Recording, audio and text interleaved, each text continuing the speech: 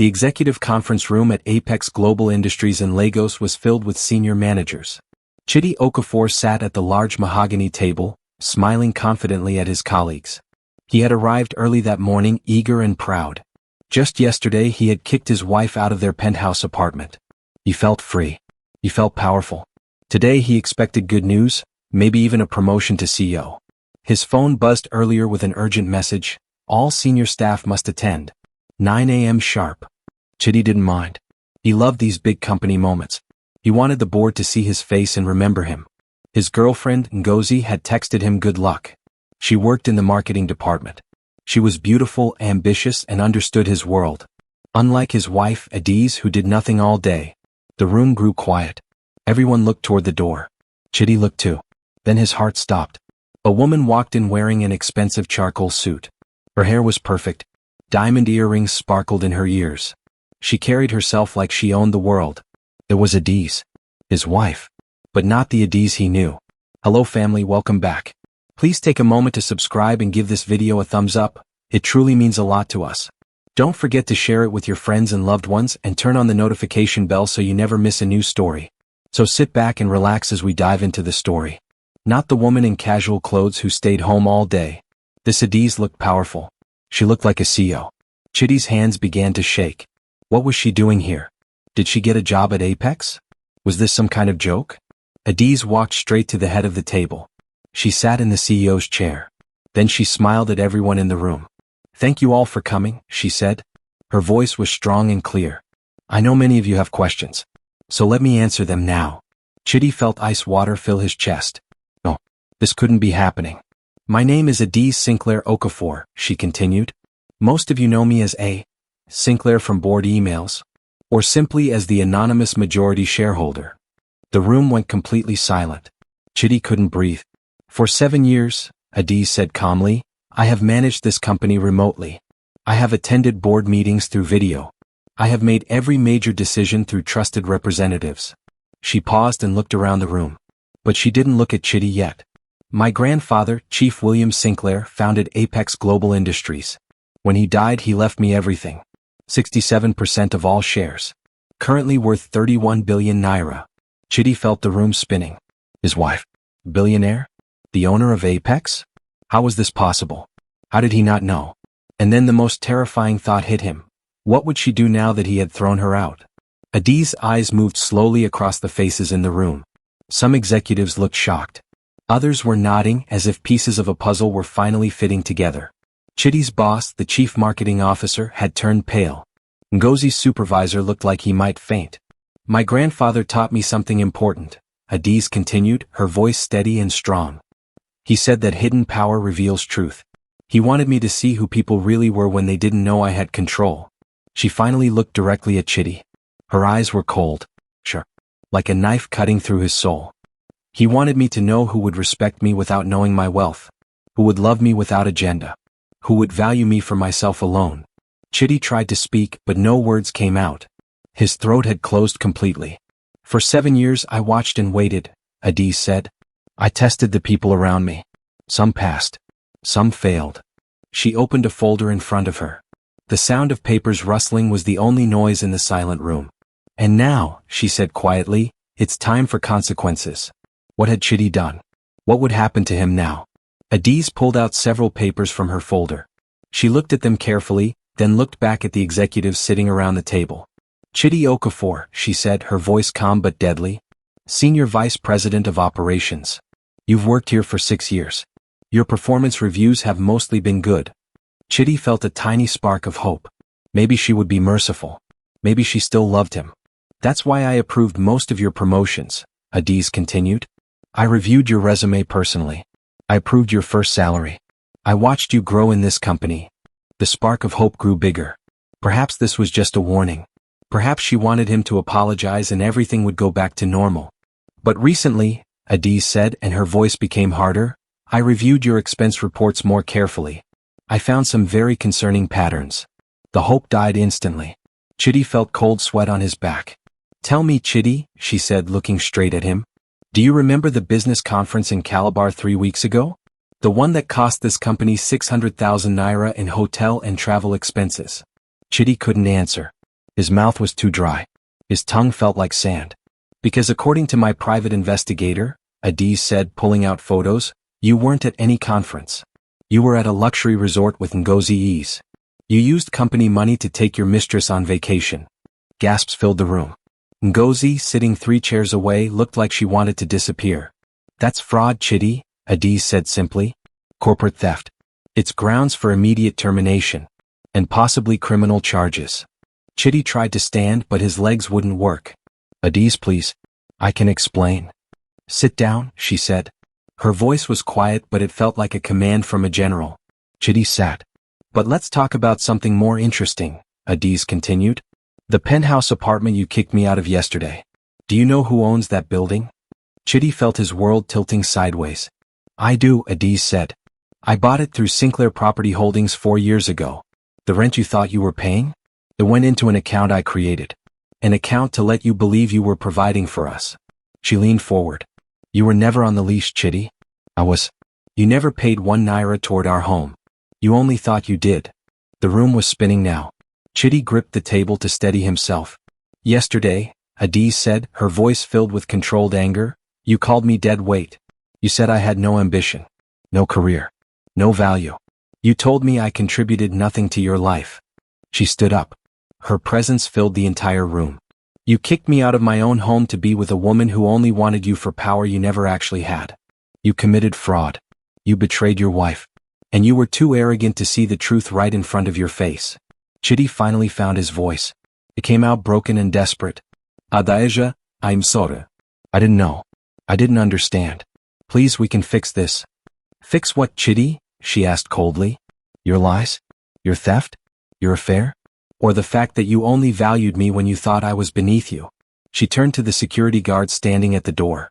Effective immediately, Chidi Okafor is terminated from Apex Global Industries. Escort him from the building. His final paycheck will reflect deductions for fraudulent expenses. No.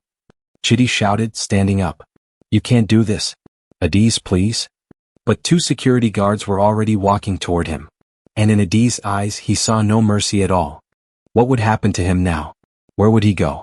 He had nothing without this job, and he was just beginning to realize how true that was. The security guards stood on either side of Chidi. One of them reached for his arm, but Chidi pulled away. Adaeze, please, he begged. We've been married for 9 years. 9 years. You can't just throw that away.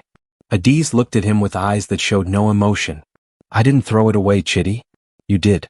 Yesterday morning, when you packed your bags and called me worthless. I made a mistake. Chidi's voice cracked. Tears were forming in his eyes. I was stupid. I was blind. But please don't do this. You said I had no prospects, Adaeze continued as if he hadn't spoken. You said I was a passenger in your life. That I contributed nothing. Do you remember those words? Chidi did remember. He had said them with such confidence, such cruelty. Now they felt like poison in his stomach. The signing bonus you received for your promotion to senior VP, Adaeze said. 800,000 naira. That's forfeit too. Read your contract carefully next time. Chidi felt like he was drowning. The bonus? But I already spent. Not my problem, Adaeze said. Human Resources will pursue recovery of those funds. You'll be hearing from our lawyers.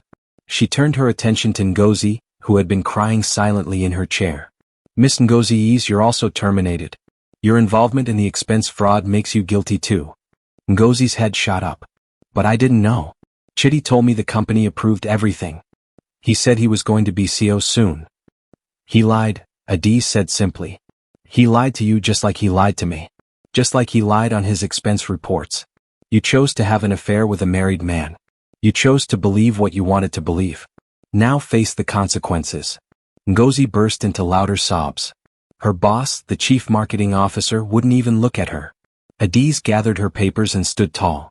Both of you have 24 hours to remove your personal belongings from any company property. That includes you, Chidi, from the penthouse. My penthouse. Where will I go? Chidi whispered. The reality was finally hitting him. The apartment is yours. The car I drive is a company car. My job is gone. Adaeze, I'll have nothing. I'll be on the street.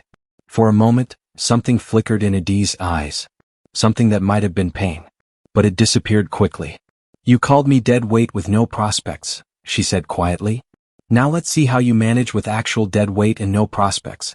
Maybe you'll learn something valuable. Please, Chidi begged one more time. I love you. I know I hurt you, but I love you. We can go to counseling. We can start over. I'll do anything. Adaeze shook her head slowly. You don't love me, Chidi. You never did. You loved having someone to look down on. Someone who made you feel powerful and superior. She walked toward the door, then paused and looked back at him. The real me, the woman who built and managed a 31 billion naira empire, you never even looked for her. You were too busy looking down to ever look at who I actually was. The security guards finally took Chidi's arms. He didn't resist this time. He couldn't. All the strength had left his body. As they led him toward the door, he looked back at Adaeze one last time.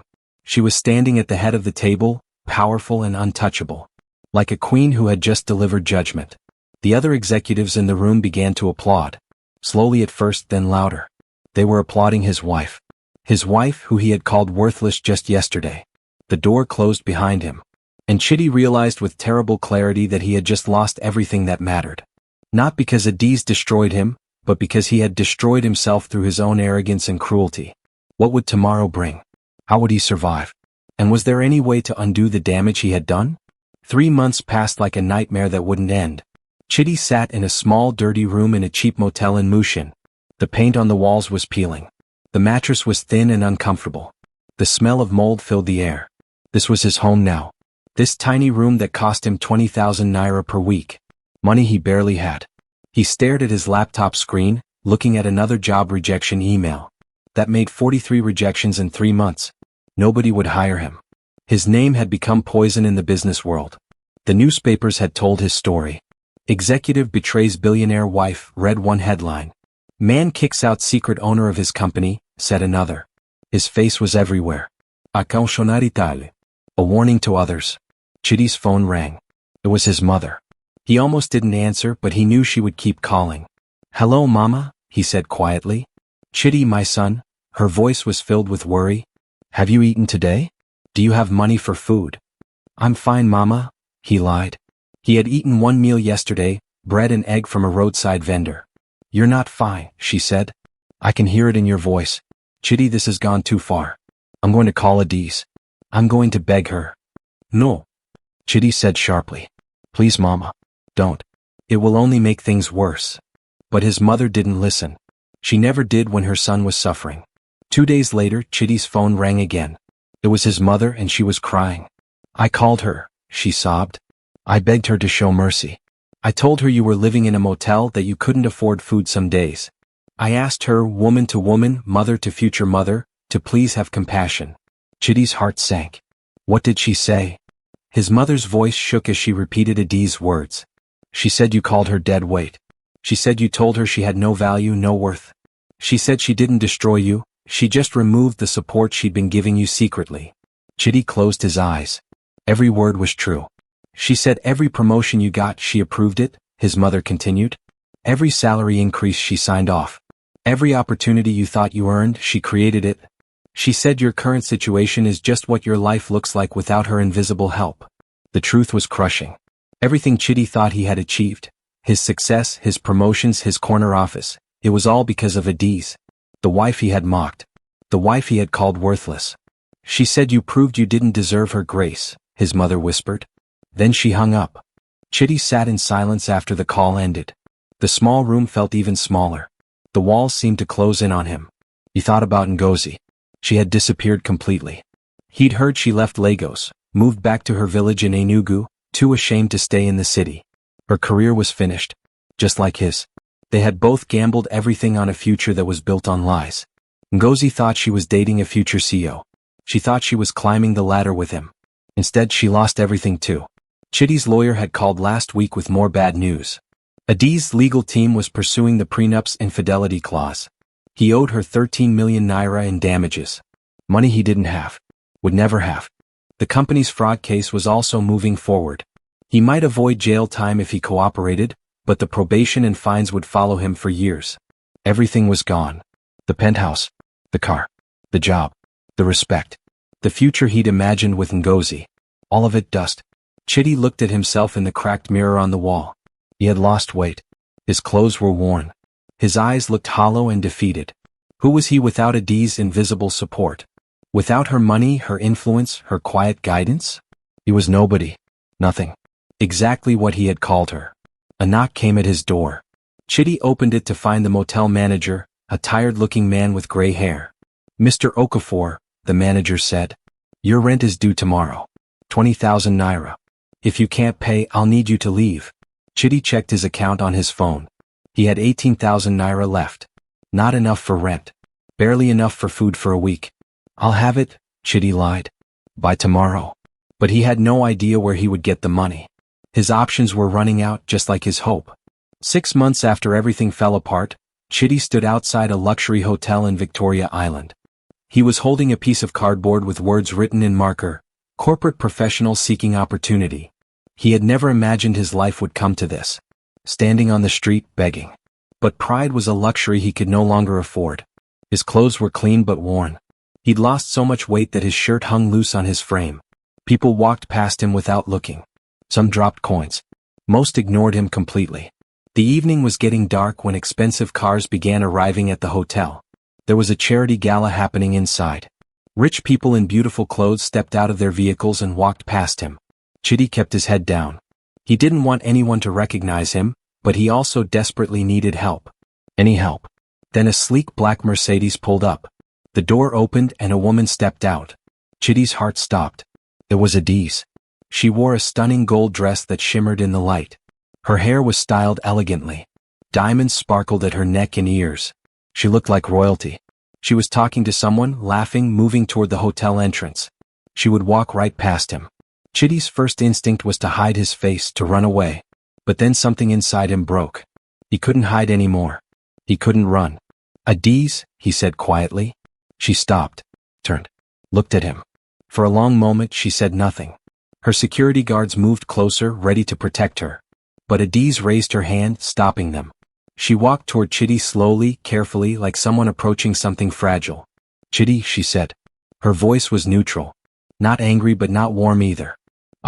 I don't expect anything," Chidi said quickly. His voice shook. "I just wanted you to see me. To know that I understand now. What I lost. What you were. What I threw away." Adaeze studied his face. "Do you understand? Or do you just understand that I had money and power you could have accessed?" The question cut deep because Chidi knew she deserved an honest answer. "Both," he admitted, his voice hollow. "I won't lie to you anymore. I can't believe I lived with a billionaire and never knew. That I had access to everything and destroyed it through my own stupidity." He took a shaky breath. "But also, I remember things now. How you listened to my work problems and gave advice that always turned out right. How you understood corporate dynamics better than I did. How you never needed my money, but you let me believe I was providing." Tears filled his eyes. "You were smarter than me. More capable than me. And I was too arrogant to see it. I thought I was the prize in our marriage. But you were. You always were." Adaeze nodded slowly. Something softened in her expression, but only slightly. "For what it's worth, Chidi," she said quietly, "I did love you. I gave you opportunities because I wanted to see you succeed. I hid my identity because I wanted you to love me for myself, not my wealth." "I did," Chidi insisted desperately. "I do love you, Adaeze. If there's any chance." "There isn't," she said firmly. "You loved who you thought I was. Someone beneath you. Someone to make yourself feel superior to. The moment you succeeded, you discarded me." She looked at him with something like pity. "You didn't love me, Chidi. You loved feeling better than me. And when your success threatened that feeling, you found someone new to feel superior to." Chidi knew she was right. The truth of her words settled in his chest like stones. Adaeze reached into her elegant purse and pulled out an envelope. "I'm not heartless," she said. "This is a check for 200,000 naira. And contact information for 3 employment agencies that help professionals recovering from career setbacks." Chidi took the envelope with shaking hands. He couldn't speak, couldn't breathe.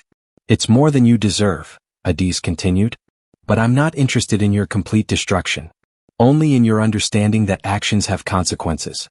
She turned to leave, then looked back one more time. "You have a choice now, Chidi. Use this money to rebuild. Learn from your mistakes. Become someone better. Or resent me, blame me, and convince yourself you're the victim. Most people choose resentment. I hope you choose growth." What would Chidi do with this second chance? 2 years passed.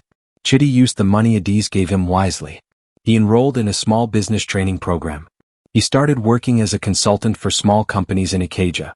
The work was humble, nothing like his old position, but it was honest. He rented a small one-bedroom apartment in Yaba.